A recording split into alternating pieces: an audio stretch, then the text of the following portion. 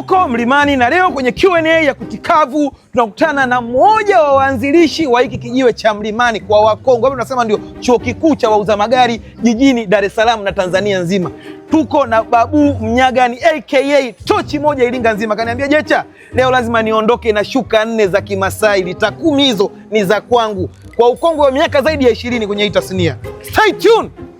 Kutikavu na Jecha Malundo. Babu Mnyagani, niambie ndugu yangu. Mambo vipi? Tochi moja Iringa nzima. Kama kawaida. Sitaki nipoteze muda blaza. Naomba nipe utofauti wa DPF na Adi Blue. Nimemaliza, uchezee shuka 4 za Kimasai. DTF na Adi Blue. DPF na Adi Blue. Nipe utofauti. DPF na Adi Blue. Ndio. DPF na Adi Blue. Utofauti.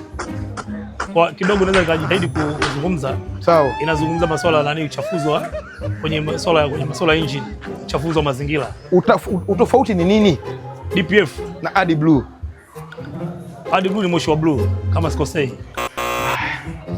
Babu Mnyagani aka Tochi moja Iringa nzima amekubali kukalia vibaya Kutikavu baada ya kuchemsha kutoa utofauti wa DPF na Adi Blue. In case you don't know ni kwamba DPF na Adi Blue hivi vyote vinapunguza uchafuzi wa mazingira kwenye magari ya diesel. Na DPF ni diesel particulate filter. Hii ni chujio ambayo inakaa kwenye mfumo wa moshi. Kazi yake ni kuchuja masizi. Kwenye magari ya petroli tungeweza kusema ni masega, ile catalytic converter. Nadhani tumeelewana. Na kwa upande wa Adi Blue, hiki ni kimiminika ambacho kinawekwa tofauti na kwenye tanki ya mafuta kwenye magari ya diesel. Yeye kazi yake tunasema ni kupunguza hewa hatari za nitrogen oxide kutoka kwenye moshi wa diesel wa magari yanayotumia injini ya diesel. Hiyo ndio tofauti. Ila brother Babu, Yes.